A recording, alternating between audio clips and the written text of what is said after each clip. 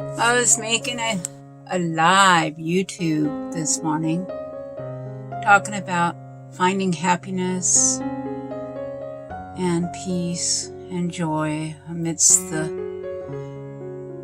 trials. And I had stated getting out and walking is a good thing. So I got my walker. Look horrible. I didn't even brush my hair. Still got my pajama tops on.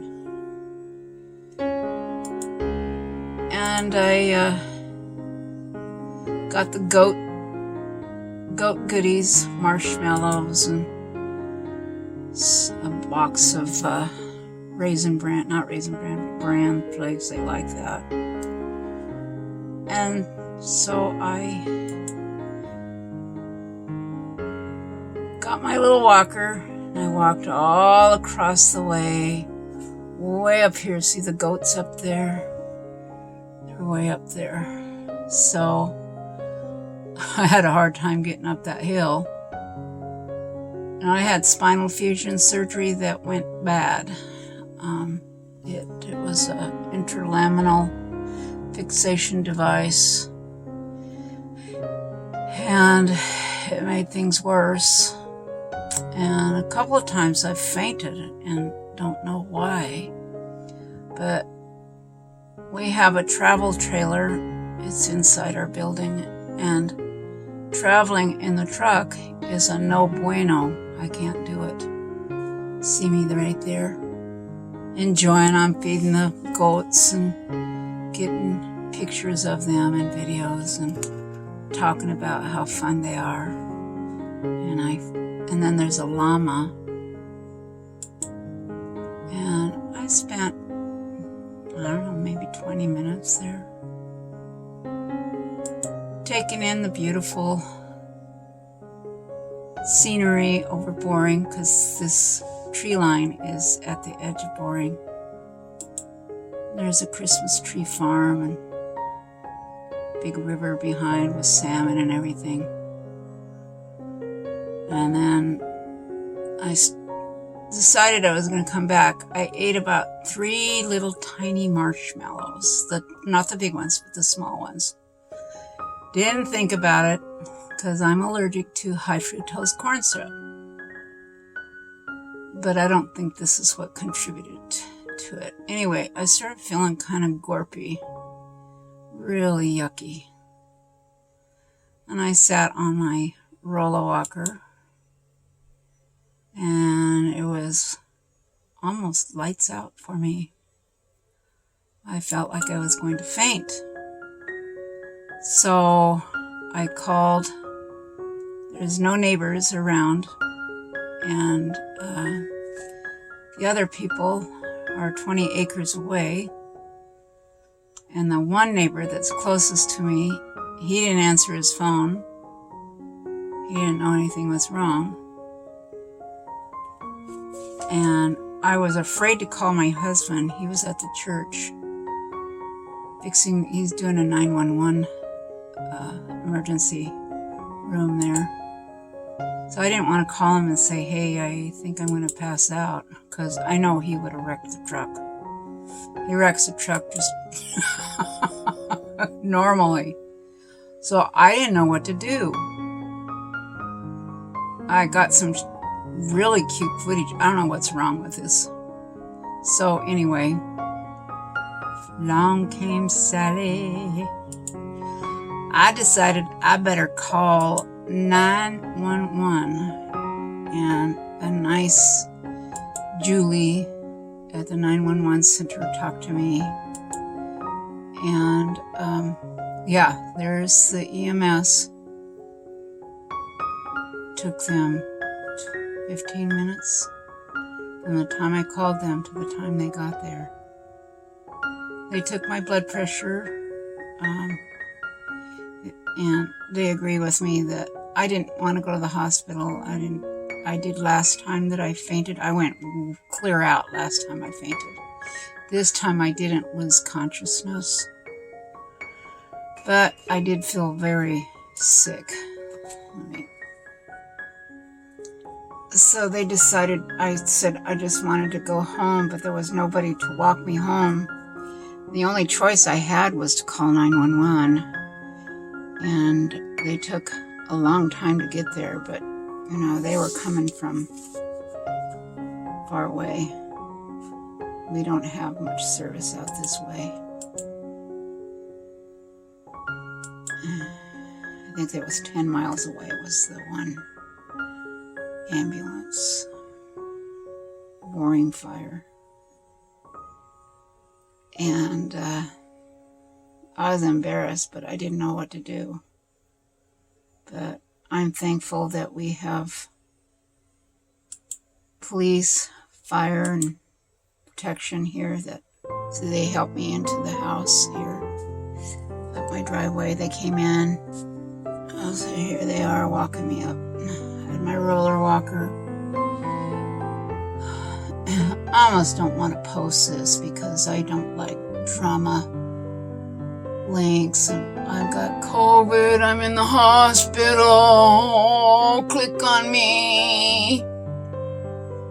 So anyway, I don't know, I might post this, I don't know. I want people to feel sorry for me. But my point is here, look at these people. They put their lives on the line for people like me. They go to horrific car accident scenes. They see stuff that they never can unsee. And they see messy houses. I was embarrassed because my dishes weren't done. They said they see horrible places. They did compliment me on our view. They said, wow, you have a view. Yeah. Anyway, I just think that when you see anybody that works in emergency service, tell them you appreciate that, and to subscribe to Zelda's channel. But honestly, folks, I was in law enforcement for a short time. I couldn't take it. It was just too horrific seeing, it was Flight 182, PSA Flight 182 that went down, and I couldn't handle it. 2 fellow deputies committed suicide over that. So think of these guys. I like to carry gifts, little cards, coffee cards, Starbucks, $10, $20, and I will hand it to them, or I'll pay their dinner or something as a way to thank them for being there. And you don't have to thank them with money. In fact, most of them won't take it. But do tell them thank you for being there and for putting up with what they have to do. They find bodies. They find stinky people that have just, toenails with maggots in it, and houses that are filthy, kind of like mine, and dogs that bark at them, and houses filled with clutter like mine. My husband will say I'm a pack rat. He's got it right. Anyway, hold on. It was comforting having somebody stay on the line with me, the EMS, Julie. And you could see them walking out towards me. Their trucks are parked right here.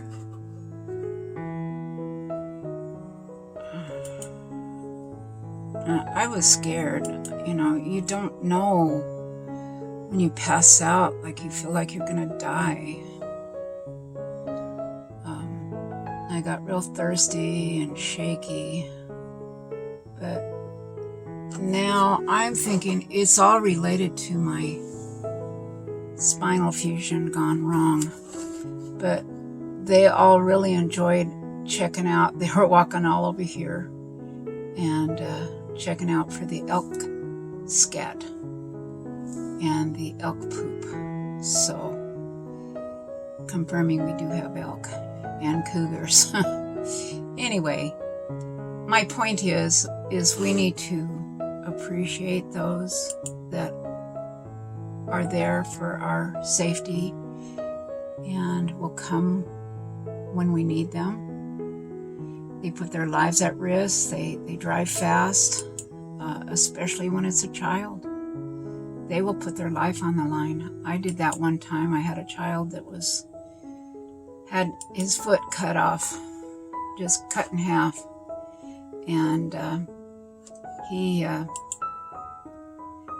I arrived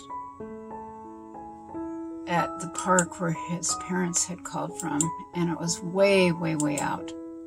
It was Santee Lakes, which really isn't a lake, it's a pit. And he had cut his foot off in half. And if we called the emergency services, if we called for an ambulance, it would take him 20 minutes and the kid would have bled to death. So another unit arrived and I jumped in the back seat. I held the little boy's foot together. I didn't think anything about the blood that was dripping all over. All I could think about was saving this little boy's life. And I sat in the back of the police vehicle with the windows rolled up. Oh my goodness.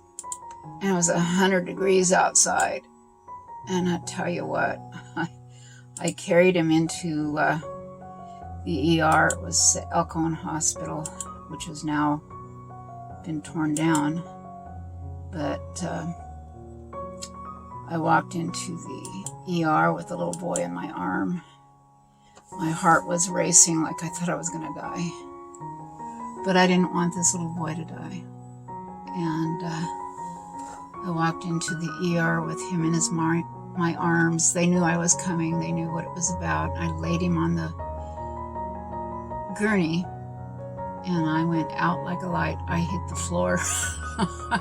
I was overheated, overexcited, but I would have given my life for that child. And a lot of these in law enforcement will do the same. So when you hear defund the police, change the U to an E for everyone. Defend the police, not defund. You can't send a counselor to a heart attack victim or somebody bleeding, or out here it's crazy because we have a lot of people shooting, and out in the country we have meth users, crazy.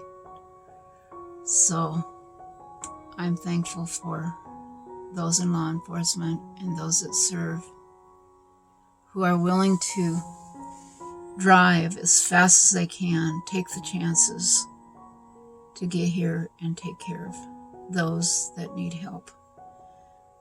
So, like I said, take the U out of defund, add an E, and defend the police.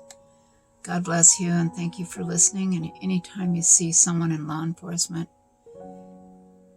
tell them thank you. And subscribe to Zelda's channel. Share me out. God bless you. Thank you so much.